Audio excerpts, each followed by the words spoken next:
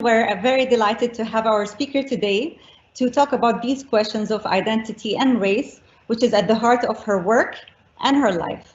She's an author, speaker, teacher, and influential voice on the topics of race, identity, leadership, personal transformation, and social change.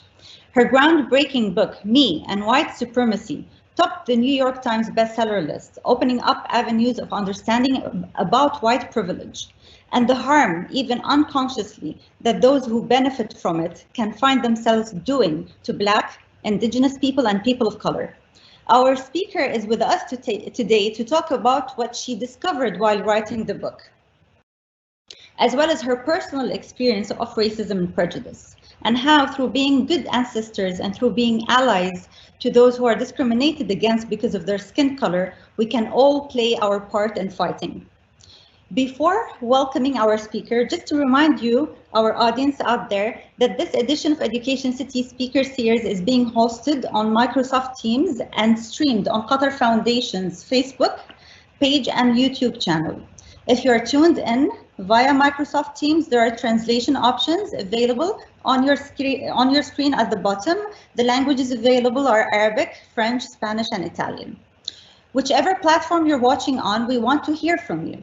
Following Layla's talk, which will last for around 45 minutes, our wonderful guest speaker will be answering your questions. So we've assigned 45 minutes for questions and answers, so you can address as many as we can. So feel free to start asking and commenting, and we will be gathering questions from all the platforms. It's now my absolute pleasure to introduce our speaker, Layla Saad. Layla, thank you so much for being with us today. Thank you so much for having me, Dr. Amal. Thank you to Qatar Foundation and the Education City Speaker Series for having me as well. I'm really excited to be a part of this conversation and just really honored that I know we have people from all over the world who are joining this conversation. So welcome to everybody here. Indeed, we've got people from all around the world watching us this second. Layla, we cannot talk about Me and White Supremacy without talking about your personal journey. Also, the book is very innovative in the sense that it was a social media campaign, then was converted into a linear form through the book, but you still managed to retain that interactivity with your reader. So the book is a toolkit, a guide, a workbook, but also a personal journey. Tell us more about the personal journey. So I always say that Me and White Supremacy was written in a very millennial way, because it's a book that started first as an Instagram challenge. It started on a social media platform, and then it became a workbook, and now it's a traditionally published book. And so it's been quite a journey walking through this process of getting, the book that we have in our hands. But really, like you said, we can't talk about this book without really talking about me. Without really understanding where I'm coming from in this conversation and how white supremacy has influenced me and my journey. And so I live in Qatar. I've lived here, I moved here with my family when I was 15 years old, went back to the UK for my degree, and then came back and have lived in Qatar ever since. But really, white supremacy has shaped my life as it has shaped so many lives around the world. Before I was even born, white supremacy was already shaping my life. My parents come from East Africa, from Zanzibar and Kenya, two countries which have a history of British colonization. And so they, spoke English, and they moved to the UK, to Wales for studies, which is where they met each other. And got married and had me and my brothers, my two younger brothers. And so I grew up in a culture that was not the culture of my parents. English was my first language, but I grew up going to schools that were primarily white and also primarily Roman Catholic. And so I was always the only Black and Muslim child in my class.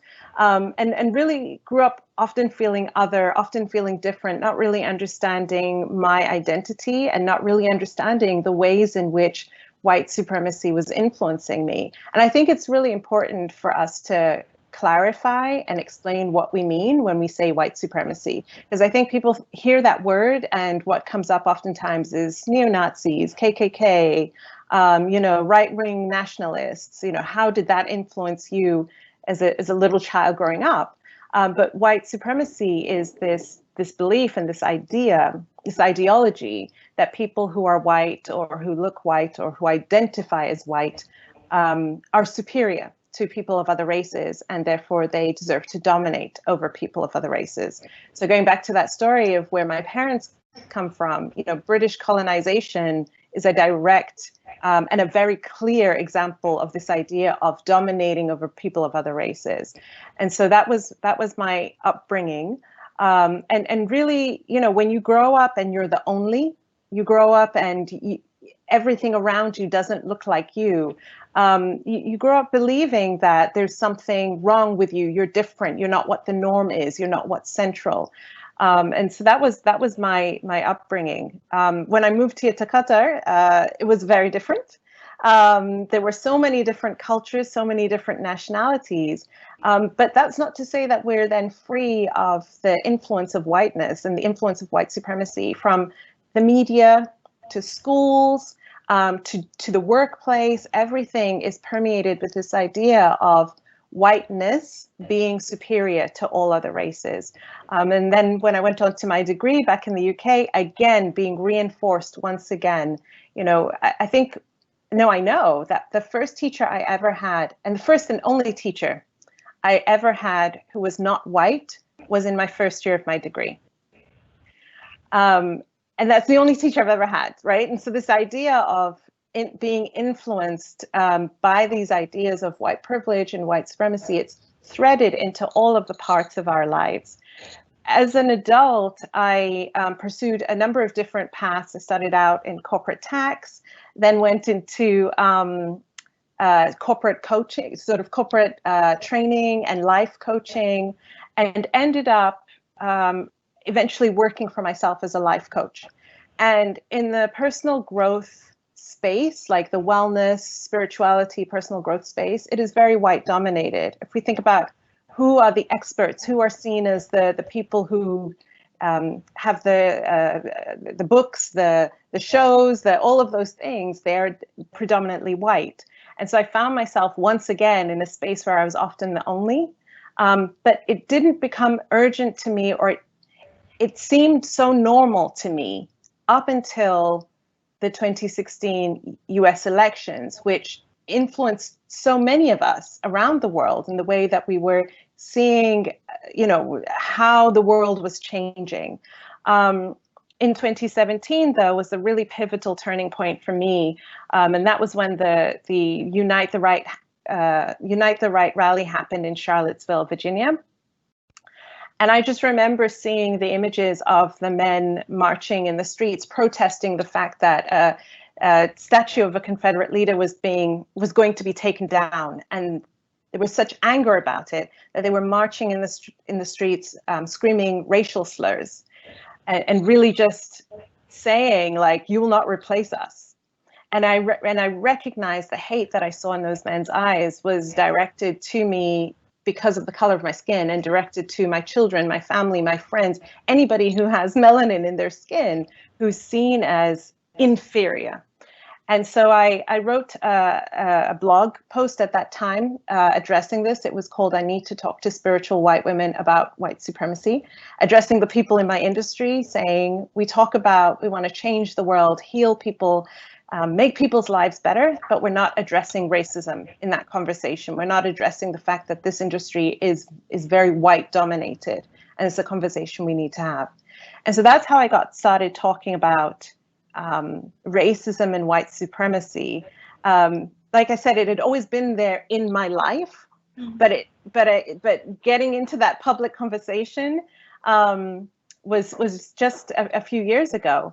And that article I wrote went very viral, and I started having conversations every day with white people about white supremacy, and it was very exhausting. It was very, very tiring, because the people I was addressing didn't identify themselves with, the men marching in the streets in Charlottesville. They self-identified as very liberal, very progressive, totally not racist. So they couldn't understand why I was talking to them. And what I wanted them to understand was racism and white supremacy isn't about these intentional acts of not liking people of other races. It's actually embedded into the very like systems of our world. And so that's why we all need to have that conversation. So a year after that, that's when Me and White Supremacy, the Instagram challenge started. And I was just laying in bed one night thinking about the conversations I'd been having over the year with people online about white supremacy. And I just wanted to know, what had they learned about themselves in that time, about themselves and white supremacy, about how they were personally involved in it, personally complicit in it. And I just started listing all of these things, these aspects that make up white supremacy. And I said, tomorrow we're going to go on this 28-day journey to look at you and white supremacy. If you have white privilege, join me. Each day we're going to look at a different aspect and really dig deep. And that's where it began. And it just really took off. Every day people were tuning in, journaling with me on Instagram. I would ask them, what have you learned about you and white privilege? What have you learned about you and cultural appropriation? What have you learned about you and anti-Blackness?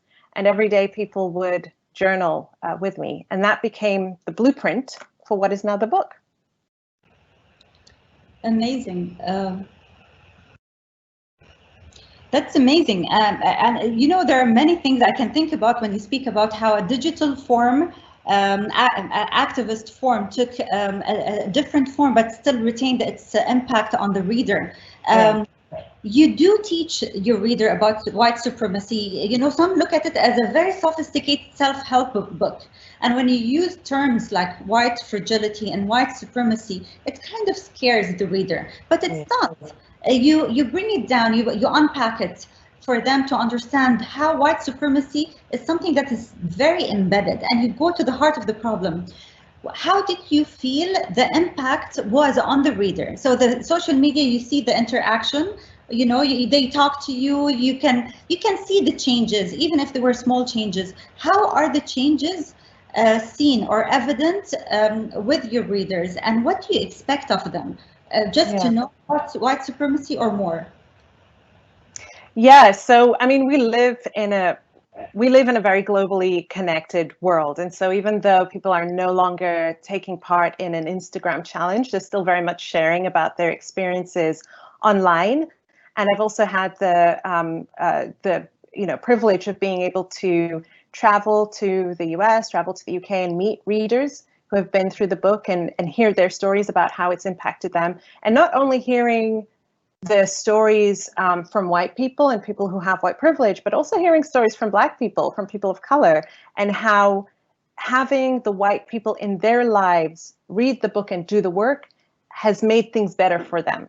And that is, for me, like that's it. That's why I do it. That's what I want, is for people who have white privilege to do this work so that they can alleviate the burden from Black, Indigenous, people of color of having to do that educational, emotional labor work, and also so that they can just feel safer, so that they can feel that the white people around them, the people who have white privilege around them, are with them, are practicing allyship with them. And so, yeah, I know when people hear the terms, they might think, oh, this is very academic, or, these are a lot of terms. But really what I wanted to do actually was take what I was putting together in this book and make it accessible to as many people as possible. Because in researching the book, and I'm really grateful that I had Qatar Foundation and the Qatar National Library as this incredible space that offered amazing books for me to do very deep research on white supremacy and white privilege and so forth. I was reading these academic books. I enjoy that. Not everybody enjoys that. So I wanted to take what I was learning and make it accessible to as many people as possible, so that when they're having the conversations around race and somebody's saying to me, oh, you're tone policing me, or you are, oh, that's cultural appropriation, or that's white feminism, that they understand what's being said. The thing about having white privilege is that you don't have to talk about race. You've never had to talk about race growing up. You've never had to really reckon with what it means to be white, what it means to have white privilege, what that means for other people who don't have that privilege. And so when racial conversations come up, if you have white privilege and your parents never talk to you about race, your teachers never talk to you about it, you know, you and your friends don't really talk about it. When racial conversations come up, oftentimes people feel defensive or confused or frustrated. And that's when we see people who hear, you know, the chants of Black Lives Matter, and they just think, well, don't all lives matter, right? And so they're not really coming into that conversation from an informed space, that we're not saying only Black Lives Matter. We're saying Black lives matter too. Black lives should matter the same way that all other lives matter. And so what I want is for people to really get context, really. Because as I shared at the beginning, in the ways in which white supremacy has influenced me, I need to understand the broader context of how white supremacy has always been there in the background of my life, shaping everything, shaping how I saw myself, shaping the things I had access to, shaping how hard I had to work in order to get the same benefits as somebody who has white privilege. Without that understanding of context, we begin to make very simplified ideas around what things mean. So an example of a simplified idea would be, racists are just the bad people, and I'm not a bad person, therefore I'm not a racist. I couldn't have any racist thoughts or beliefs. Another simplified idea, I don't see color. I just try and treat everybody the same, right? Without understanding the context of how white supremacy has, from day one, shaped this idea of what whiteness, being white, is superior, is better, is more valuable. It's always been there in the background. So there isn't a way for you to say, I just try and see everyone the same, when from day one you haven't been able to, right? And so that's the wider context. I think with context, we're empowering people to be able to have more nuanced conversations, to be able to think more critically, and to be able to really work towards change.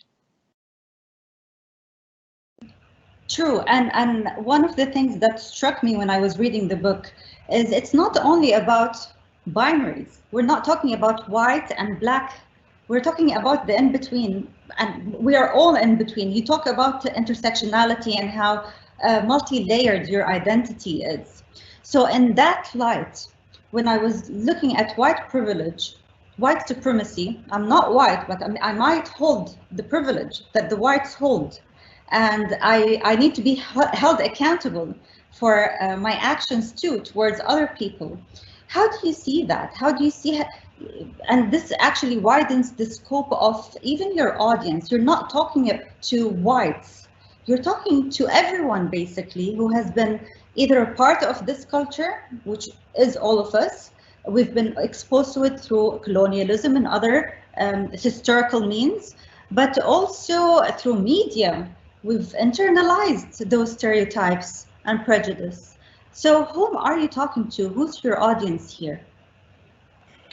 I think being a third culture kid, so being a kid who grew up in a culture that wasn't my own, really influences how I see the world and how I see identity. None of us are just one thing, right? Even those of us whose parents are from the same culture, right? None of us are just one thing. There's so many different parts of us, and there's so many different experiences that we've had. And what white supremacy attempts to do is to group people and say all of these people are this one thing and all of these people are that one thing, when we are individuals. And so, I'm very specific in the book that I actually don't say white people. I say people who have white privilege. And I include in that, if you are maybe biracial or multiracial, and people assume you're white. Do people assume you're white unless you tell them otherwise, right? And so context is also important. You talked about your own identity, and you said, I'm not white, but I may have that privilege. It depends where you are. It depends what you look like, right? If I'm in, let's say, the UK, and even let's say if I'm doing this work, and I'm a Muslim woman, if I'm wearing the hijab all the time, I'm going to be treated very different than if I don't, right? Because there's assumptions about who I am, what my identity is, and so forth. And so context matters.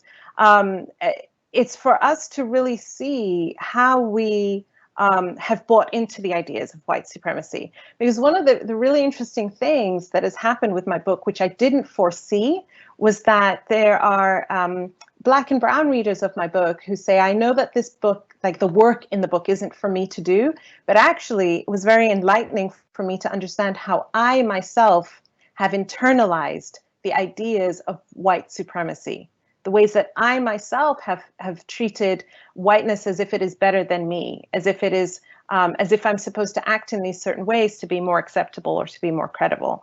And so, that's not to say that those people have white privilege. They don't. They're not able to walk in the world and say, I'm white, I should be treated as white. But we've all been influenced in many different ways by white supremacy. And so that's really important to look at. But that context of what are my identities and how does the world see me? Even if I don't identify as white, so for those people who are biracial, I may not identify as white, but do the world see me as white? Or do they assume I'm white? And to what extent do I lean into that, or do I try to disrupt that? When you're white, like I said, you're not used to seeing yourself as racialized, as a race. It's very hard to have that mirror held up to you and to be shown you are white, and because you are white, this is how the world treats you, this is how the world sees you, and these are the privileges and the benefits that you have. And so what are you going to do with that? Right? This is what this work is really about. Like, here's the mirror, look at this, look at how you've been able to move through your life in ways that, yes, you've had your struggles, your challenges, and so on and so forth, but they haven't been because of your race, they've been because of other things. And so what does that mean, and how can you ensure to change in your own behavior the ways that you unconsciously perpetuate white supremacy, and how do you interrupt it around you as well? Because that's the next phase, right? When you do the work within yourself and you start to change yourself, a natural consequence of that should be, if you see racism happening around you, you should not be able to stay silent. You should not be able to just say, well, none of my business and let me keep it moving. It should be this consequence of, I've changed myself, I'm changing myself, and I cannot abide by the things that I'm seeing in the world, and things need to change. Totally, and I think the whole concept of white supremacy is really engaging our audience out there. I'm receiving lots of questions about it. So one of the questions is from Abdurrahman on Teams, who has several questions, one of which is on the idea of supremacy. So he's asking you, Layla, do you think the idea of supremacy exists in majority populations of countries? So in a country where the majority is of an ethnic group or racial group, so this means that there could be other forms of supremacy, not just only white, black, maybe other ethnic supremacies. What do you think? Yeah, I think I absolutely think so. We have to, like I said, look at the context of the countries that we are looking at. My work specifically is around white supremacy, because I just think white supremacy has shaped the entire globe in a way that no other kind of racial supremacy has. There is nowhere that you can go in this world where being white isn't seen as an advantage, or isn't seen as superior, or isn't seen as better in some way. And so that's why, for me, that's the work that I focus on. I was just having a conversation last night with my dad about how, the biggest markets for skin lightening creams and things of that nature, hair relaxers, right, are in African countries and in Middle Eastern countries and in Asia, right? Countries where white people don't have power. And yet that influence, that historic influence, is still here today, where people are trying to move towards whiteness as a way of trying to aspire to something that's seen as better or seen as more supreme. So that's why I focus on the work that I focus on. But yes, absolutely, we have to also look at the context of the countries and history, and studying history, understanding your country's history and the history of your own culture is really key to understanding how different things are influencing the world that we see today. Absolutely. Well, don't forget whether you're watching us on a Microsoft Teams, Facebook, or YouTube, you can post your questions for Layla. Our team will gather all of the questions and send it to us. I do have a question here, which mirrors my question to you as well about white fragility. So you do speak about this term, and I have to tell you, I was fascinated by the term of white fragility, and I can apply it to other contexts as well. But Viv, for example, on Teams asks, Layla, first, thank you for your workbook. And her question to you is, how do you, as a Black author, feel about white people reading books about white fragility that are written by white authors? Do you see this as problematic? Do you think that being an Arab or being a Black gives me the authority, or gives you the authority to be the sole authority over that topic in specific? Or would you deal with the topic from a different perspective, like you did basically in your book about white fragility and what it really means when you contextualize it for you and for others? Yeah, so the term white fragility was coined by a white woman, not by a Black person, and you know, I think that question is really nuanced. I think that the people who should be the foremost leaders of this work are people who are impacted by white supremacy. So Black, Indigenous people of color, we are the best people to speak about our own experiences and to speak about the ways in which white supremacy harms us. At the same time, you know, I'm not white, so I don't understand what actually experiencing white fragility feels. I can tell you what it looks like. I don't know what it must feel like from the inside out. And I have found that has been helpful for me to understand what somebody is going through. So for example, at the moment, I'm working on the young readers edition of Me and White Supremacy. And, you know, one of the things that I'm finding really helpful is a book called Raising White Kids, which is by a white author. I don't have white kids. I don't know what it's like to grow up white. I don't know how white kids are processing what it means to be white or racial conversations. I have to hear that from other white parents. So I think that it can offer a helpful perspective that I just wouldn't be able to give. But at the same time, I really think it's important for the people who are seen as the leaders and the kind of authorities, the experts in this work, to be Black, Indigenous people of color. And what I would also say is, I think it's important for white people specifically to question themselves around, like, do I prefer hearing this from a white person than I do from a Black person? And if I do, then that's on me to check in with myself to see about how I am centering whiteness when there are a plethora of books available from Black, Indigenous people of color. I think it's really on white people to do that self-accountability work, to say, yes, okay, this book is helpful, but am I elevating this book above other books because these authors are white and because that makes me feel more comfortable? Absolutely.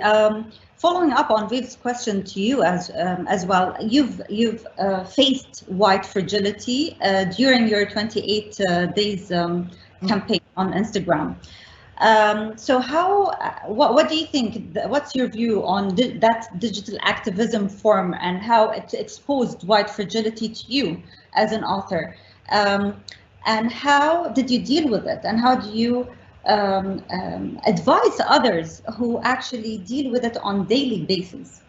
Yeah, I like this question a lot, because when I first started doing this work, you know, you talking about white supremacy to people who don't identify with that term, can't see themselves in it, don't understand why I'm trying to have that conversation with them.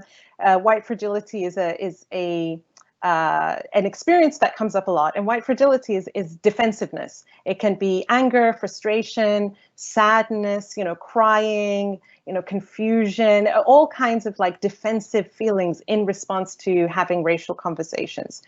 When I first started talking about race and white supremacy, dealing with white fragility became very exhausting to me very, very quickly, partly because it just is. If you're trying to explain something to somebody and you're trying to help them to see why their behavior is harmful and their response is to tell you that you're harmful, or their response is to cry and say, why are you being so mean to me? It's exhausting over a long period of time. But it was also exhausting because I was taking it personally. I was taking it personally and thinking that this was about me.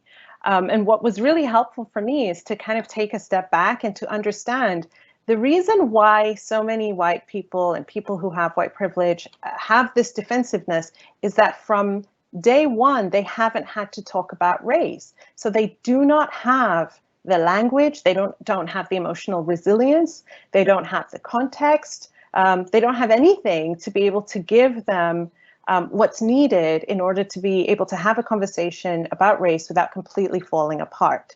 And so, my former mentor would say it's kind of like when a baby is crawling and you want it to walk. Do you get mad at the baby because it can't walk? Do you take it personally because the baby isn't yet able to walk? And that's the way I think about it. When it comes to racial conversations, Black, Indigenous people of color, especially who have grown up in white supremacy or live in a context of white supremacy, have from the very beginning had to talk about race. My first racial conversation that I can remember was maybe from age 7, and I can remember what that conversation was about, things that I needed to be aware of, and so on and so forth. For many white people, they just started talking about race a few weeks ago when George Floyd was murdered, right? So I've got a whole lifetime of experience ahead of somebody else.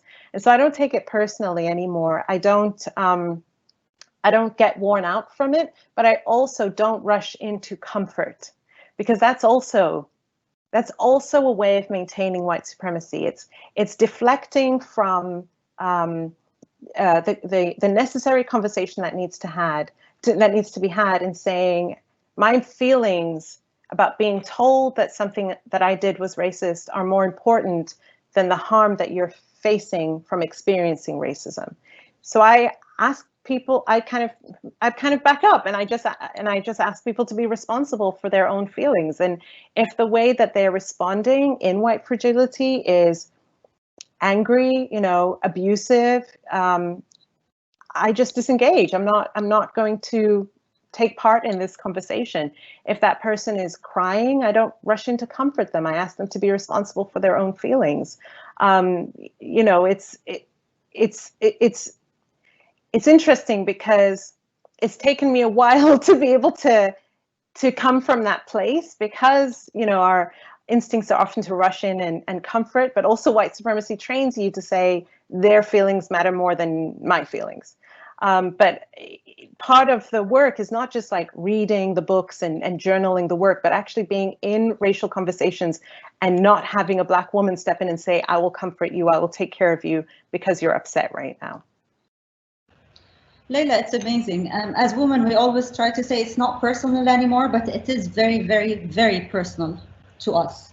Yeah. So Layla, who was 7 years old and experienced her first racist kind of attack, you owe her that new version that you're working on, Me and White Supremacy for Kids. Tell us more, and how does this really connect to you growing up? How did your mom prepare you for a world that is not just?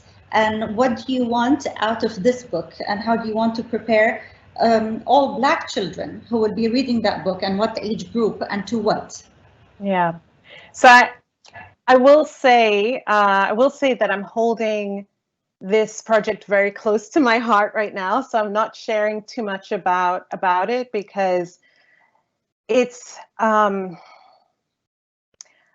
I feel very privileged to be able to do the work that I do. And I know that's a strange thing to say for work that is so challenging and so hard and so heartbreaking, but particularly when my purpose and the things that I talk about so much are about being a good ancestor. And I'm getting the privilege to be able to have conversations with young people about race and white supremacy from this young age, and to be able to plant seeds in them that will help them to hopefully grow into kids who have an anti-racist outlook and an anti-racist practice, and an understanding, a clear understanding of how white supremacy actually is present in all parts of our lives.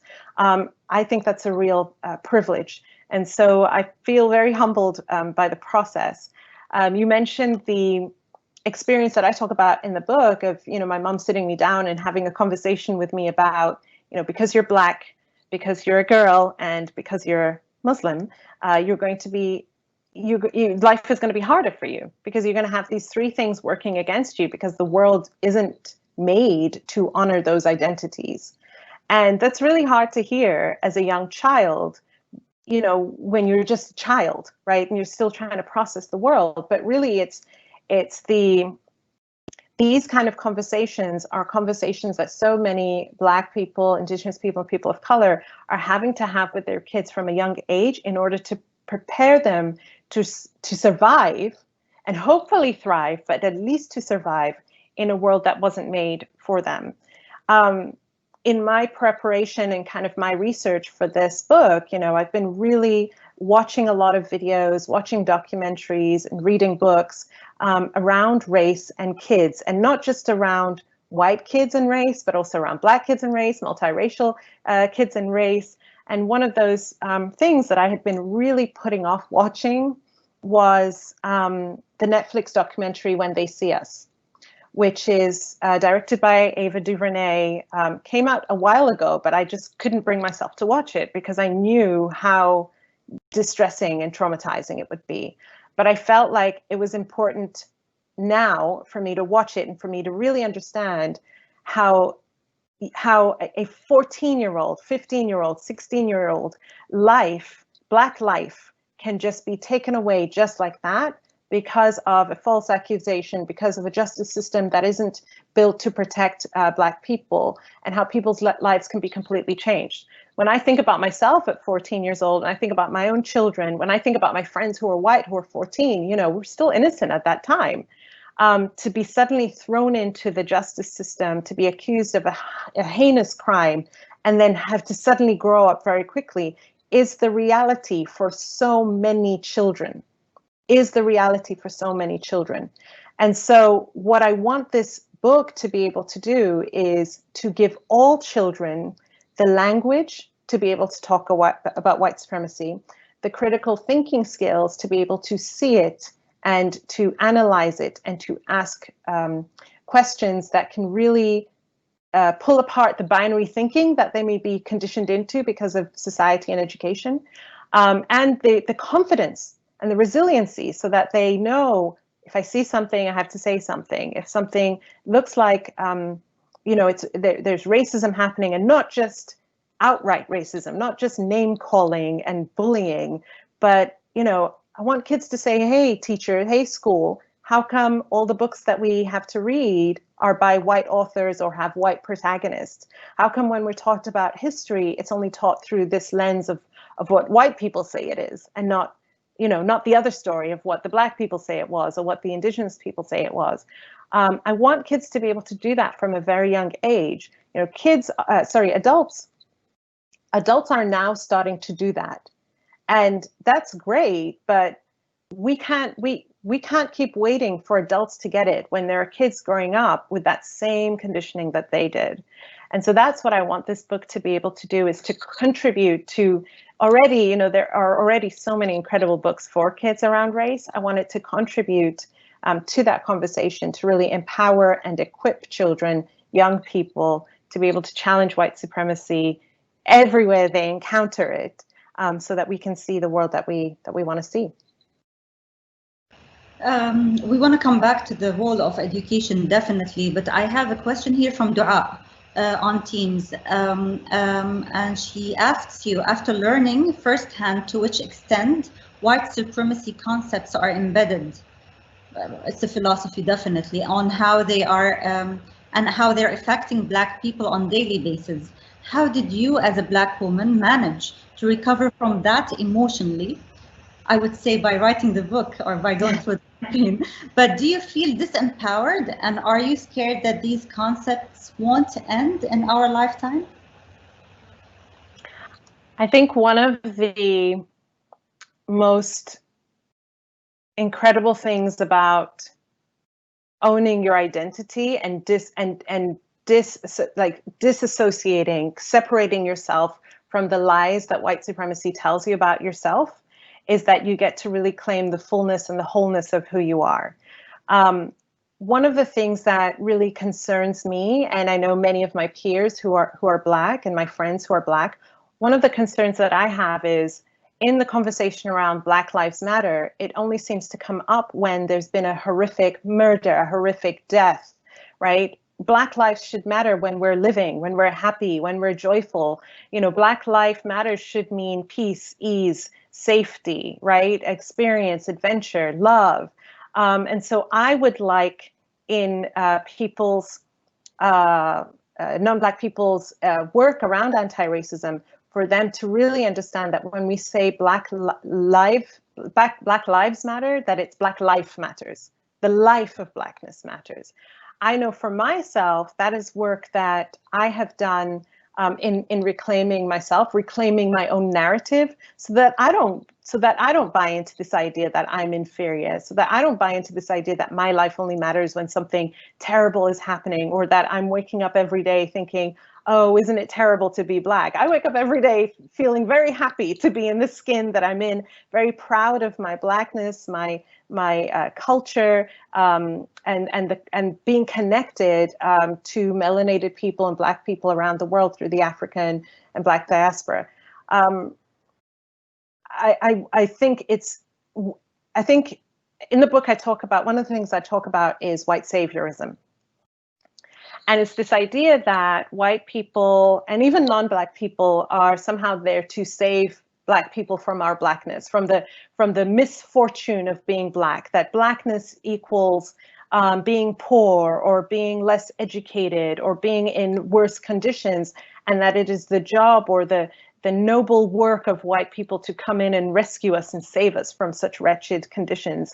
And we don't need saving. We really don't need saving. We are not that thing that white supremacy says that we are. We are actually very educated, very successful, very whole. You know, we have our culture, we have, and there's so much that Blackness contributes to the world, which is where we have that conversation around cultural appropriation, right? Blackness is appropriated in fashion, in beauty, in music, in art and creativity, in all of these spheres.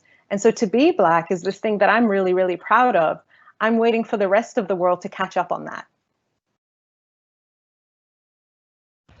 I'm going to be a bit, I want to take one of my questions to you. I promise I'll open it up to everyone. But one of the intriguing concepts was also your emphasis on the importance of encouraging people to become good ancestors.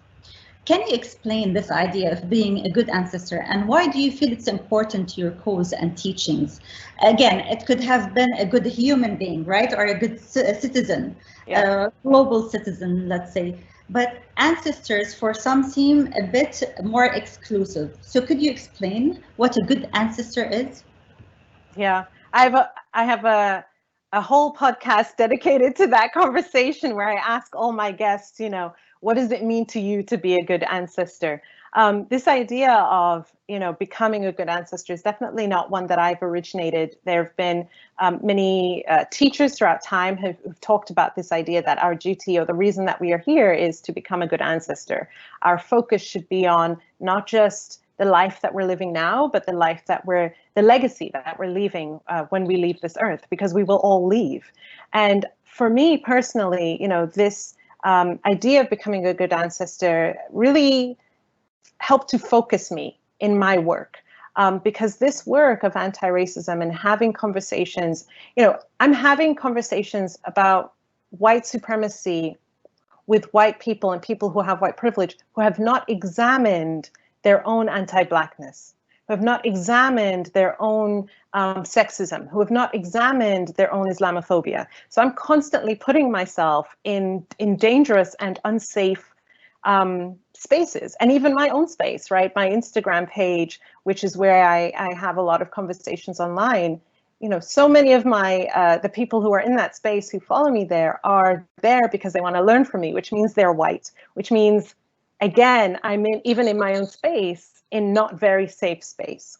And so I had to find a way to anchor me, to ground me, to keep me going when things get really hard, or I don't know whether it's worth moving forward, you know, when I don't know, when I'm slipping into those ways of reacting, like I said, taking things really personally, and ways of reacting of just being bitter and angry, and I don't want to deal with all these white people, right? Like that kind of energy, that for me will take me away for how I want to be in the world, and the legacy that I leave behind won't be one that I stand by. And so when things get tough and challenging and hard, this idea of being a good ancestor is what keeps me moving forward in a straightforward line, in a very focused line, because I remember that I am the descendant of the ancestors who came before me, and I will be an ancestor of the descendants who will come after me, right? So my life, yes, it does belong to me, but it also belongs to all the people who will come after me. And I belong to all the people who came before me. And that really helps me to see like how much my life matters, like how much my lifespan here is important, that it will influence people in ways that I can't foresee yet, or I do not yet know. And I would rather think of myself in that way than in thinking of myself as just a being who's just here for, you know, for a short space of time, and then I'm moving on to the next realm. I think when we think about ourselves in those ways, then we begin to really take greater ownership of our actions. We begin to really be more discerning and more intentional about our thoughts and our beliefs and behaviors. And we don't, like I said, we don't just think of ourselves in that selfish way, but we really think about how is my being and my doing affecting my small community, but also the global community. And so this idea of being a good ancestor really started off for me. I didn't realize that so many other people would resonate with it, would you know, be something that was inspiring for them. But I'm glad that it has, because, you know, we will all become ancestors. All of us will become ancestors. Being an ancestor doesn't mean you were some great being who, you know, had all of these great works of art or technology or knowledge, and all of these people knew your name. All of us will become ancestors. And so asking yourself the question, what kind of ancestor do I want to be, focuses you and really asks you to be intentional about the way that you live your life. Yeah, lovely. We have an interesting question from tapping into what we talked about earlier, the importance of education on conditioning people and the whole issue of representation and misrepresentation through education and media. And we do have questions about media, but in terms of education, Mr. Good on YouTube is asking, what role do you think schools can play in challenging notions of white supremacy? Schools are so important in this work, because white supremacy and racism operates at multiple layers.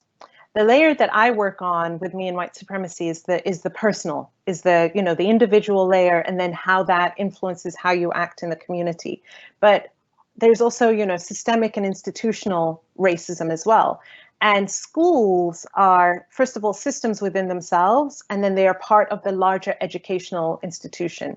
And educational institutions, whether we're talking about, you know, kindergarten and preschool, all the way up to, you know, bachelor's, master's, and PhD degrees, white supremacy is always present there, and is always the shaping influence, right? So I talked about I talked about how my first non-white teacher wasn't until I got to university, and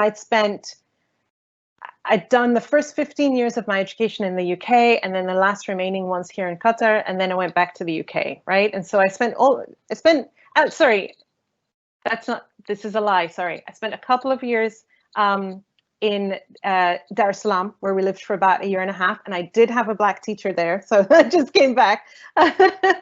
But really, it's been white teachers throughout, and it's the same with my kids. My kids go to the school the high school that I graduated from. They're in the primary, and my daughter had her first non-white teacher in year 5.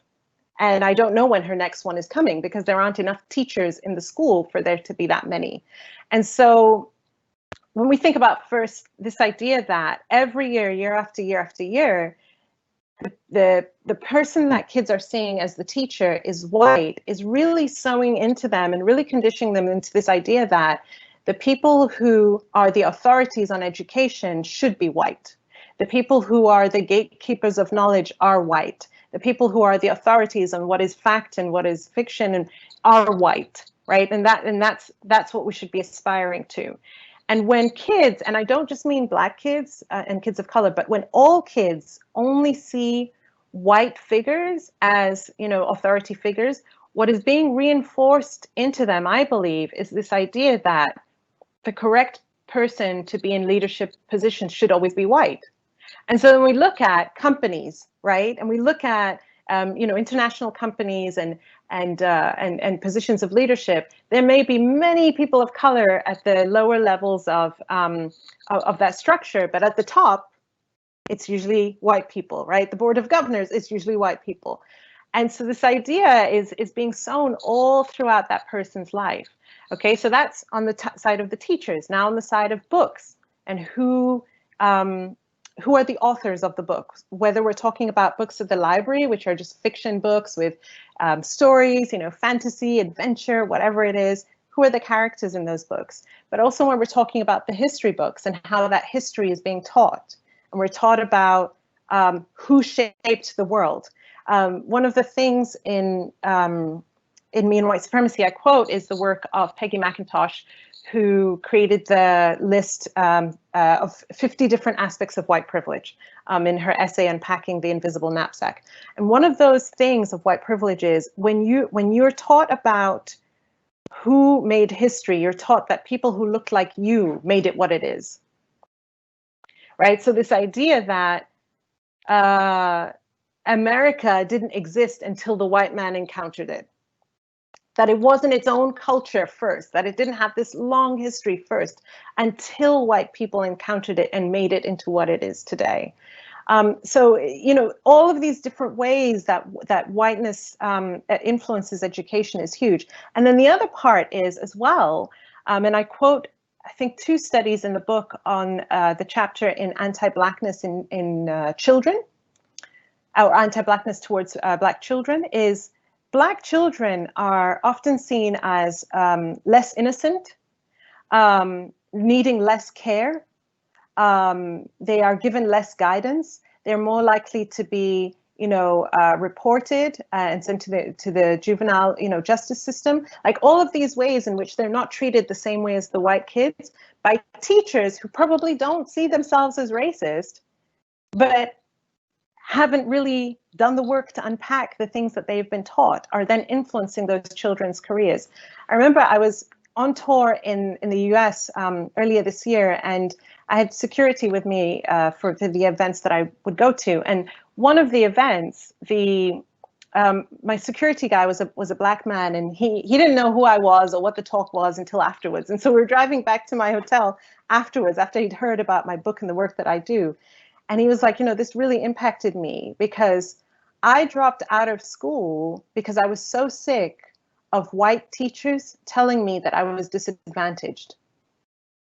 I was constantly being told that because I was Black, I was disadvantaged. And it just got to me so much in the end that I just decided to drop out of school, and I went down a different career path, right? That's not an experience that white kids are going to be having. And so the responsibility of teachers, of administrators, of the authors of books that go into schools, all have a responsibility because you're shaping the next generation. You're shaping the adults that these children will grow up into being. And to me, there just isn't a greater responsibility than that. True. This is a very interesting question because it corresponds to one of the things that you've written about in the book. Let me read it out loud to you, and I'll leave it to you to answer. So, okay. Ask from Facebook asks, why do racism issues tend to surface more angrily, so in a more angry manner during these times of crisis? Is there such a thing? Do you subscribe to that? That, you know, it explodes and it comes out in a very angry manner, or is it a way of us police toning it?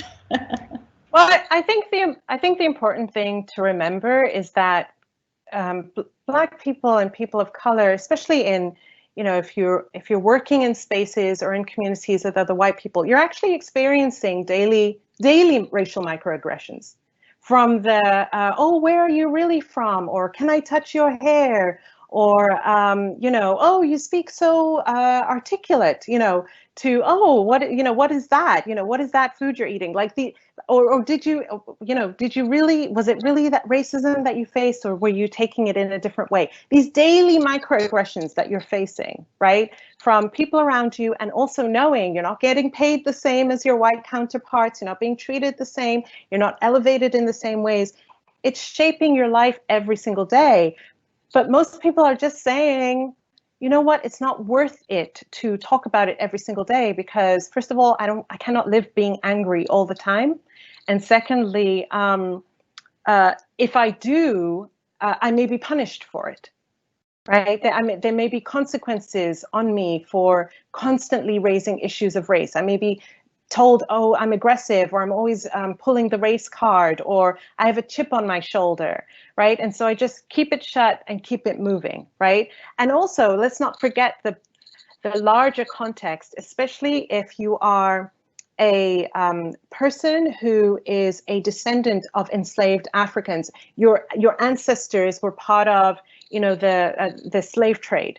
That's generational trauma you're also carrying that sits inside of your body. It doesn't go away. Just because the laws changed doesn't mean that that trauma disappeared. And when we consider the fact that, yeah, laws may have changed, but racism still exists, right? It's still there. So when something happens like what happened with George Floyd, or when, you know, there's an incident like that, it's not just that incident that you're protesting. It's all the pent up anger and upset and grief and trauma opening up, right? And so that's what's happening. And so I really ask people who have white privilege, people who are not Black, especially in this conversation around Black Lives Matter, to really have a sense of empathy and understanding for where this is coming from. Because if you were to flip it and to put yourself in that position of carrying the history of what it means to be Black, carrying the history of, carrying the modern day reality of what it means to sit with all of that, I think you'd be pretty angry too. I think you'd be pretty upset too, right? And you know, I remember when George Floyd's murder happened, I was actually offline. I was on sabbatical. So I'd been on my US tour, come back home, then went to the UK for my UK tour, came back home, and then instantly COVID hit and we were suddenly home. My kids are home, and I was like, this is a lot. Like, I need to go offline. I need to spend, and it was Ramadan, and it was the last 10 days of Ramadan. I was like, I'm just gonna switch off and take care of me. And I remember seeing about the George Floyd murder, and it was horrifying to see. But what was, I think, scarier for me was that I thought, do I need to come back online and say something? Because the real horror of it is that next week is going to be somebody else. That he isn't the first, he isn't the last. And again, and it's again and again and again and again, right? And so I think anger is a very appropriate emotion to be feeling. I'm actually, I think when we really put ourselves in that position, we really have to think it's surprising that there hasn't been an even stronger reaction than that, considering the centuries of harm that have been done. And I just really ask people to have empathy and compassion and understanding and connect to your own humanity so that you could see, if it were me, how would I feel? If I had to be scared for my kids leaving the house, how would I feel? And I think then you might get a sense of why there's an angry reaction. I agree with you. Now, I'll try to combine two questions for you to make it easier. But one question from Anonymous on Teams, who is asking, do you think white people are aware of the struggle of people of color and indigenous people and blacks? And are they too afraid to speak out and acknowledge these difficulties? So this is one on one hand. But another question is, if we are to use media, and that's from Nazia on YouTube, okay, how can the media express this perspective about white supremacy, okay, but without alienating those who identify as white? So how do you expose the truth, okay, because let's say people don't know, and yourself and others are trying to pinpoint to the problem, tell them this is the issue, in this case white supremacy, but how can media do it so gently so it wouldn't alienate them? I think my question would be, why do we need to do it gently so as not to alienate them? Look at it this way, okay? A kid at school is being bullied by a number of bullies, okay? They want to raise the issue that they are being bullied. Are they thinking about, how can I raise this issue without offending the bully, without alienating the bully, without alienating my aggressor? I don't see why we need to do that, because what that does is really, it continues to reinforce white supremacy, that white feelings matter more than black lives. If white feelings matter more than black lives, then that's why we have the world that we have today. And so it's, this idea of fragility, fragility sounds like this very gentle thing, so soft, so fragile, but it's actually violent. It's very violent, because it's saying how I feel matters more than what your lived experience is. And we need to flip it and say, actually, my feelings don't matter. What matters is that you get to live. What matters is that you get to live. One of my very dear friends, Layla F, she's the founder of a company called Mama Glow, and she's a celebrity doula and a wellness maven, and she does a lot of work in birthing. And she's a Black woman, and she trains doulas, right? And so one of the causes that is very close to her heart is the fact that Black women in the US and in the UK are 5 times more likely to die from childbirth or childbirth-related cases than white women. And the reason being is medical racism. It's not because there's something wrong with Black women's bodies.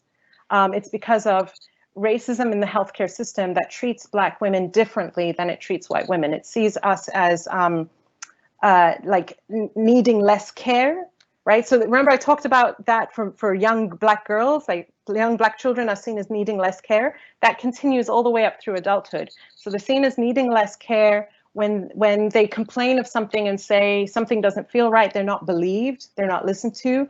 They're seen as stronger than white women, so they're seen as needing less support. And then that can lead to pregnancy complications and, death. And so many, there's been a case recently of a Black woman who, I think 2 days before her child was born, was reported as having high blood pressure, wasn't treated for it, and died in childbirth. Should not be dying in childbirth, if a white woman would be treated differently. And so again, it's like, does white people's feelings about being told that unconscious racist thoughts and beliefs that they have, are causing harm, does that matter more than the fact that Black women are scared to have children because they could die? They're 5 times more likely to die in childbirth and from childbirth related cases. We really need to switch the priorities here, because because Black people are dying. And so you're to put your feelings aside and really develop that emotional resiliency to be able to talk about race. And that comes with having daily conversations around racism in a very direct way, so that you can build up the fact that actually I'm not being attacked. It's not about my white skin, it's about systems of oppression that are built to privilege me over other people. And that if you truly believe that everyone should be treated equally, that there should be equity and justice, the fact that we live in a world where white privilege exists, and if you're white, you should say, I don't want that. And so I'll do everything to be able to fight that. My feelings about it don't matter. What matters is we need to create the world that we believe that we should have. Yes, we touched on institutional racism, talked about education, touched on media, but there's a question to you about the workplace. So thank you, Layla, and this is from Stefani on Teams. I wonder if you can share your version of combating white supremacy in the workplace. How can you change corporate norms and ensure there is safety and inclusivity throughout all aspects of work life? Well, one thing I will say is that it won't be easy, because white supremacy is so baked into these systems, into these institutions, that it's seen as the norm and what is right. And so when you begin, let's just take it out, forget about going into the workplace and asking for change. Just you doing the work within yourself as a person, having to look in that mirror, having to face all the ways that you may have caused harm when you didn't mean it, but you didn't know better, having to look at, you know, these really ugly thoughts that you have around Black people and brown people, and reckoning with that and dealing with that. That is so hard to do. It is so hard to do. And you will face so much of your own inner resistance. I know there are people who pick up my book, buy it from the shop, and maybe just put it on the shelf for a while because they can't even bring themselves to open it because they know what's going to be inside, right? I have people who work through it, and as they're working through it are getting angry with me, even though they know it's the right work to do, right? That's your own internal resistance. So if you think about that, imagine that now multiplied by many into an institution which is going against, you'll be going against not just people's mindsets, but actually policies, systems, ways of being, ways of doing business that have been the norm for so long. You will face so much resistance. It's very important for leaders to be doing this work within themselves, because without leaders doing the work within themselves, it's very hard to create real change. But it shouldn't just be on the leaders to create change. It should be on anyone who's in that organization to say, I take it upon myself to do the work within myself first, and to encourage others to do it too, so that we can create the organizational culture that we say that we are. You know, this is what we're saying we are to the world, but behind the scenes, we know what's really going on, right? In the wake of George Floyd, we've seen many CEOs in media companies step down because, you know, we talked about that anger that came out as a result of this event. People finally said enough is enough. Enough is enough. We are sick of dealing with the daily microaggressions. We are sick of dealing with the institutional racism here, and we're going to talk about it. Right, we're gonna now like put out letters, public letters, and say this is what it's actually like behind the scenes, and people are being held accountable to change. I think what's important to remember right now, like what's really unique right now, is that we are in a time where people are no longer ignoring this conversation in a way that they felt very comfortable ignoring it before. When George Floyd's murder happened, what did we suddenly see? Black squares on Instagram, right? Companies putting out statements about Black Lives Matter to us, diversity and inclusion matter to us, these things matter to us, because they could see it's not like before. We actually have to say something or people are going to assume that we side with racism. But just because they put out a statement or posted a black square doesn't mean that change is happening behind the scenes. And so I would really say to people, like, use this as an opportunity to hold your companies and your organizations accountable to what they say they are, to the values that they profess to have, to the culture that they are saying that they have. Because I'll tell you something for myself, which is that one of my hesitations or fear is that people just see this movement as this moment right now, and that when the steam begins to run out, as we are seeing with some people, the steam begins to run out, people want to go back to how things were before. And it shouldn't be on Black, Indigenous people of color to keep the steam going, to keep telling white people who have white privilege, please, our lives matter, please care about us, please create the conditions for a better world for us. It should be on people who have white privilege themselves saying, this matters to us. It is our responsibility, it's our duty to keep the steam going, to not let up, to not allow things to return back to normal. So it's not going to be easy, but when has it ever been easy to fight for human rights? When has it ever been easy? People have lost their lives in the fights for human rights. If the consequence that you may face is a little bit of discomfort, maybe people get upset with you, or maybe people, say, you're just playing the race card or whatever it is. That's a little bit of discomfort. Compared to the fact that people have died for this work. Amazing. I am also receiving lots of questions about Black Lives Matter movement. One actually asks if it has intensified the divide between people. I'll leave it to you to answer, but another question, both are from Anonymous, is asking, how do we keep it going? How do we ensure that it doesn't die? Yeah, so I think, this idea of, I used to be accused of this when I first started talking about race. I used to be told, if you keep talking about race and racism, you're actually dividing the races, right? Let's just talk about how we're all one. And talking about how we're all one doesn't create change. It just keeps the people who have white privilege comfortable, while the people who don't are asked to just make do with the conditions that exist. So when we talk about, is this divide getting worse? The divide has always been there. When has it ever been united? And continuing to just ignore it, close our eyes and say, let's talk about unity, let's talk about oneness, isn't creating change, right? What does create change, I believe, is naming the things for what they are, naming the harms that are being caused, naming the systems of oppression, looking at them and saying, this is what we have, this is what we've been doing. Now, what are we going to do about it? That is, I believe, the real path towards healing.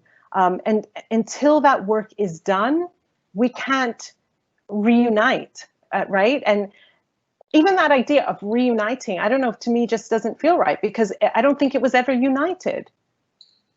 When I think about the first contact of white people with black and brown countries, it was always about colonization, genocide, land theft, enslavement, right? So where was the unity then? What we're really wanting to create is a world that hasn't yet existed. And that should require new ways of being with each other. And one of those things should be about telling the truth. Telling the truth about the world that we actually have, instead of, putting our heads in the sand and pretending it doesn't exist, which is what those who have privilege can do. The rest of us cannot. The other question was, what was the other question? How do we ensure that the movement doesn't die, or the spirit of the movement doesn't die? Doesn't die. Again, that onus, I believe, is really on the people who have that privilege to say it's on us to make sure that we keep doing the work within ourselves, and we keep requiring and asking and requesting the other people in our communities to also be doing the work.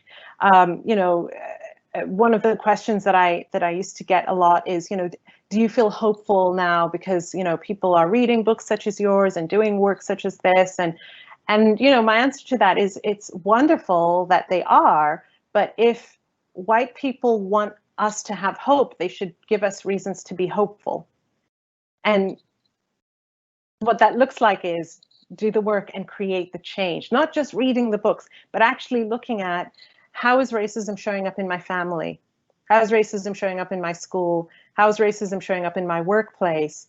And am I actively taking action, not just learning the concepts, not just getting the language, but actually saying, this is happening, it's wrong, these are the changes that we're going to be creating.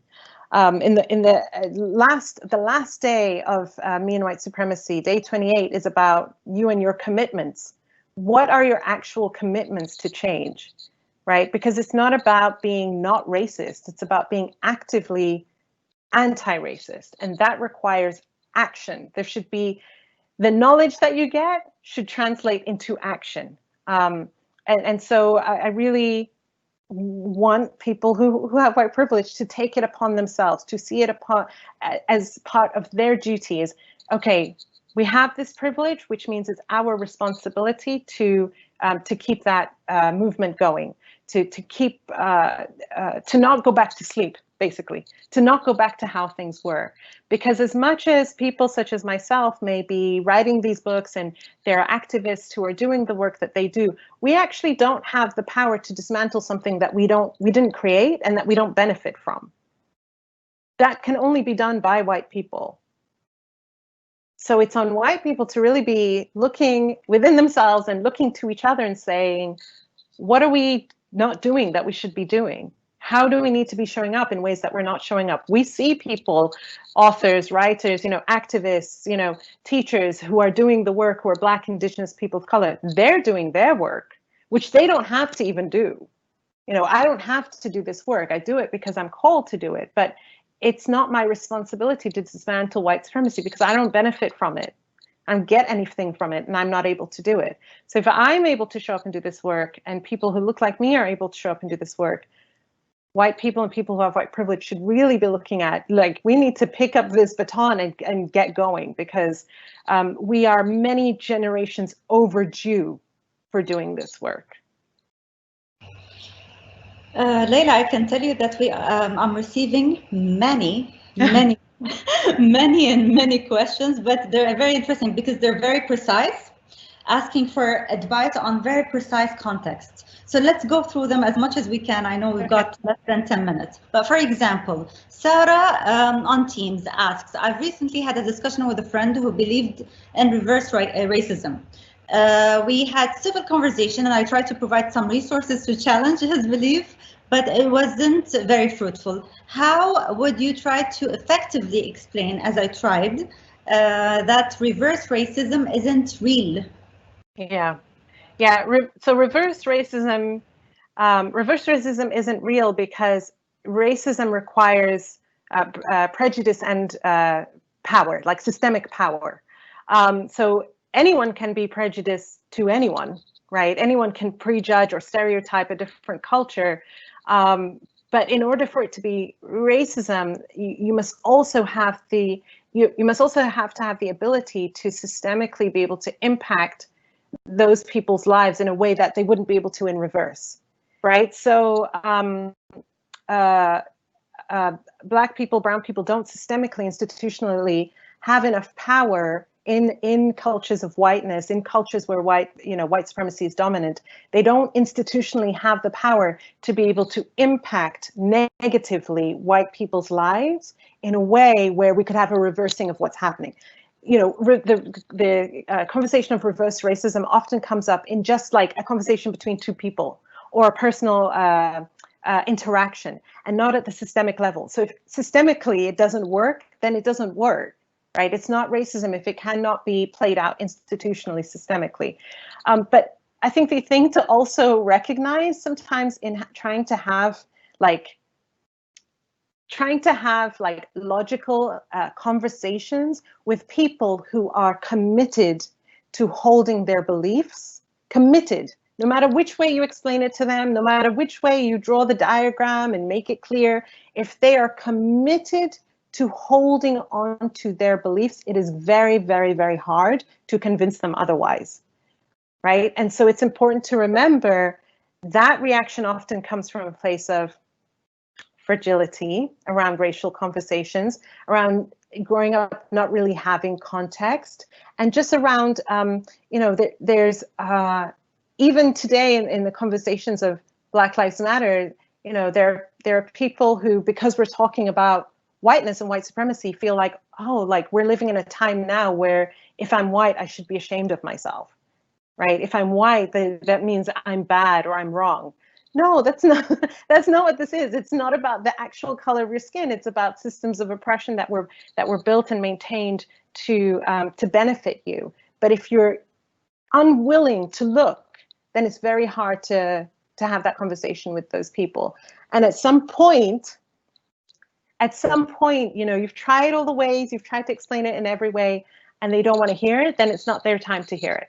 Then maybe they'll hear it another time from somebody else, or maybe they'll never hear it. And there's very little that can be done there. Yeah, I agree with you. Another very precise question is, how do you deal with friends or family members who can't see that they're racist? What do you tell them? It's very hard when it's very, very hard when it's friends and family members, because they are people who are close to you, you love them, you have a history with them. I know this conversation is very nuanced for like interracial couples who have mixed race children, or children who are maybe now adults, who are people of color, who are adopted maybe by white parents. And, there's this feeling of, but I love you, race doesn't play a part in this conversation. White supremacy is not present here. The sad truth of it is that there is no place in which it doesn't exist. It's always there. If whiteness is there, white supremacy is there. But it's hard for people to sometimes hear that conversation if you are, let's say, a Black child and your mom is white, and they feel like maybe, do you want me to feel guilty for being white? I'm your mom, or I'm your friend and you're Black, I'm white, but race shouldn't have a place here. Race, we shouldn't be talking about racism here. And I would say that the first thing that's really, so this is my advice to the people of color in that situation. The first thing that's really important, I think, is actually taking care of yourself first, right? Because it's very hard when you're trying to show people, especially people you care about, how racism is affecting you and they don't want to hear it. It's very hurtful. It's very, very hurtful. And so I would say my first piece of advice is do what you need to do to take care of you first. And that means, what boundaries do you need to put in place, or what limits do you need to put in place for yourself in that relationship? What things are you no longer willing to talk about if they're no longer willing to be in that conversation with you? Secure yourself first, right? And then make it clear to them, look, I love you. This isn't about whether or not I love you. It's about this. This goes to the very core of my humanity and my experience in the world. And if you can't talk to me about this, and if you're unwilling to look at yourself in these ways, what you're actually communicating to me is that I don't matter enough. My experience doesn't matter to you enough for you to look at this. And so what you're really saying is, I don't matter enough to you. And I think when we make it very clear to people, like, actually, this is how important it is to me for you to do this work, when we make that very, very clear, then they get to self-select and say, okay, actually, I do care about you enough to do this work, or actually, I don't. Right? So I talk about in my book how I lost a friendship with my best friend who was white, because when I started talking about race and white supremacy, this best friend of 3 years just suddenly went really quiet, backed right out of my life, didn't talk to me about anything. And when we had our final conversation, I said, the reason why I cannot keep being friends with you is when I started talking about race, you didn't show up for me. And, her response was, well, I saw that other Black women had shown up for you, so I didn't really feel like you needed me. Right. So it was more about her feelings than the fact that, but we've been best friends for 3 years. Right. And she was unwilling to look at herself. She did not apologize for that. She didn't say, oh, I'm so sorry, I will do the work. It was just like, okay, good luck to you. Good luck to you. I'm out and this friendship is done. Right. And so that demonstrated to me that her her even like unconscious clinging to white supremacy was more important than how I felt in our friendship. And that's the really, really hard part of doing this work, right? So we talked about like at the institutional level, how there's going to be so much resistance and there's going to be so much change and so much resistance. That happens at an interpersonal level too. And sometimes you will lose friendships and sometimes you will lose relationships, but, and that's hard. And I don't want to underplay or undermine how hard that is. But what you get is that you get to be fully yourself and you get to have new relationships with people who honor all of who you are and not just the parts that make them comfortable. If we can only be friends as long as I don't talk about what it means to be Black, then we're not friends because I am Black. Right? So it's hard losing those relationships, but it makes space for you to create more real and intentional relationships with people who want to honor all of who you are. Definitely, and some people are not ready, Layla, for this conversation yet. So I hope they will after reading your book. And I think that's, sorry to interrupt you, but I think that's so important to understand that people come into this at different stages. And that used to upset me too at the beginning, like I'm showing you why this matters and why doesn't it matter to you? And that this understanding that people are going to come into this when they come into it. That doesn't mean I have to hang around and wait for you because I'm going to keep doing what I'm doing. But your journey is your journey, my journey is my journey. And I'm here to be with the people who are with me in this time and not those who I have to wait for. Definitely, and I'm telling you, I am very sure that there are many, many people out there who are listening and who can identify with your book, with your experience, and with other people's experiences in dealing with it. Identity is a thorny issue, let alone when it intersects with ethnicity and race.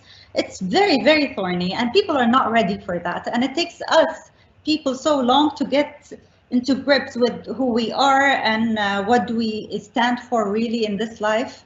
But I can say that we had, I enjoyed, I have a copy here. I enjoyed reading this book a lot.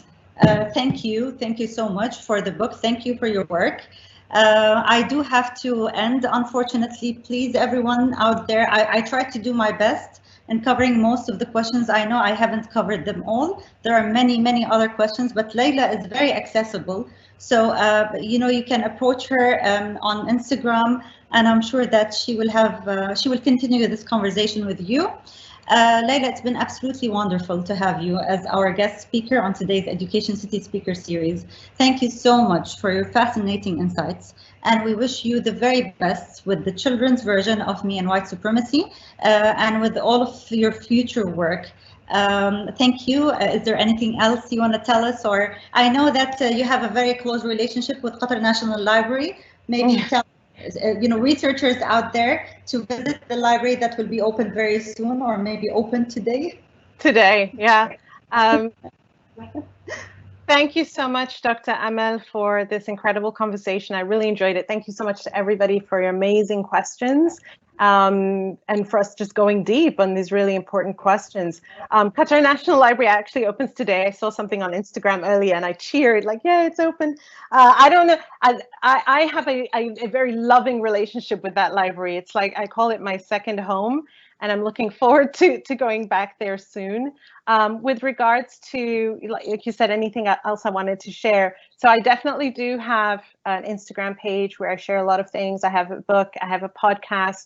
But what I would say is, you know, one of the important ways that I take care of myself in doing this work is that I actually don't make myself that accessible, because I know that many people have so many questions and want to know, what about this situation or that situation, or what do I do? So I actually don't make myself accessible in that way to answer individual questions, because I would be doing it all day long. But what I really want people to do, to encourage people to do, is to read anti-racist books, to read books across genres as well, not just non-fiction books such as mine, but also fiction books about race, history books, all kinds of books written by Black, Indigenous people of color, so that you can get a really nuanced understanding of how race operates throughout history and today, and build that understanding within yourself. Like, make it a priority for yourself to curate your own educational path. And as often as you can, if you have white privilege and you want to put yourself in spaces where you can learn, put yourself in anti-racism classes and courses where you can pay Black, Indigenous people of color for their teachings, so that you can learn. And oftentimes in those spaces where you can ask questions, and it's within a space where people are there for the intentional learning. So I would say any space that you're going into, including mine, where it's a person who's doing anti-racism work, be respectful of their boundaries and understand that it's a lot to do the work that we do, and the best way to support us is to really read the books we've already written, listen to the podcasts we've already produced. We've put so much out into the world, and it's there for the learning. Absolutely. So finally, thank you to our audience for joining us today from Qatar and all around the world. We had people from all corners of the world. Remember, you can rewatch today's event on Qatar Foundation's YouTube channel. And please keep checking our website for details for future editions of Education City Speaker Series. Thank you again. Have a lovely evening and stay safe.